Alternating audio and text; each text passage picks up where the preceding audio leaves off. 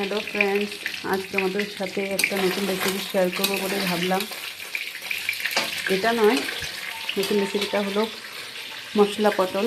তোমরা সবাই দুধ পটল, পটল পোস্ত এসব খেয়েছ। আজ তোমাদেরকে মশলা পটল বানিয়ে দেখাবো আমি। খুব সিম্পল হবে, কিন্তু খেতে খুব দারুণ হয়। তো দেখে নাও এটার জন্য কী কী লাগছে। আমি 500 গ্রামের মতো পটল নিয়েছি, হালকা হালকা ছাড়িয়ে নিয়েছি। এটাকে হলুদ নুন মেখে রেখেছি, এটাকে হালকা ভেজে নিব। আর এখানে মশলার জন্য আমি সর্ষে। তো ফ্রেন্ডস, আমার পটলগুলো খুব ভালোভাবে ভাজা হয়ে গিয়েছে। এবার আমি এগুলোকে নামিয়ে নিয়ে বাকি যেগুলো আছে সেগুলো দিব ভাজার জন্য।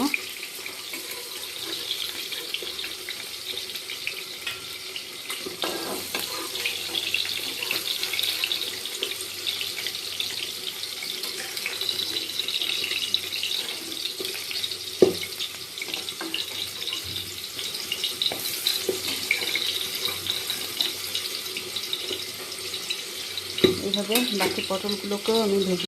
তো ফ্রেন্ডস, আমার এই পটলগুলো ভাজা হয়ে গিয়েছে, এখন তুলে নিব।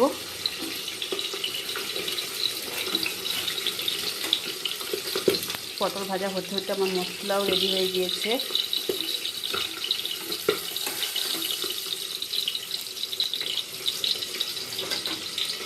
যে মশলাটা তোমাদেরকে দেখিয়েছিলাম পেস্ট করেছি, ওটার মধ্যে একটু হলুদ গুঁড়ো আর সামান্য একটু নুন দিয়েছি। যেহেতু পটল ভাজাতে নুন ছিল দেওয়া, ওর জন্য অল্প করে নুন দিয়েছি। আর এই মশলা পটলে তেলে সোমবার কিছু দিতে হবে না। আমার মশলাটা খুব ভালোভাবে ভাজা হয়ে গিয়েছে। এবার আমি একটু জল দিয়ে দিব।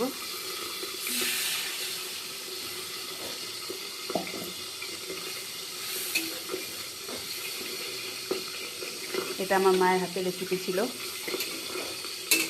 খেতে খুব দুর্দান্ত হয়। এবার গ্রেভিটা ফুটে উঠলে পটলগুলি দিয়ে একটু সময়ের জন্য চাপা দিয়ে দিতে হবে।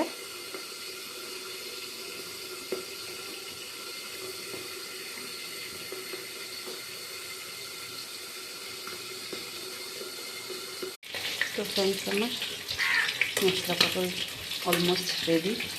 দেখে নাও তোমরা।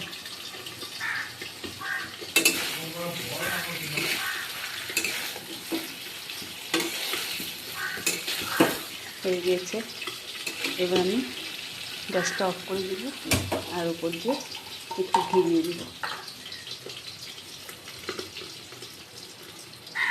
ঘি দিয়ে আবার 10 মিনিটের জন্য একটু ঢেকে রাখবো, তাহলে ঘির গন্ধটা উঠবে। তোমরাও এইভাবে একবার বানিয়ে খেয়ে আমাকে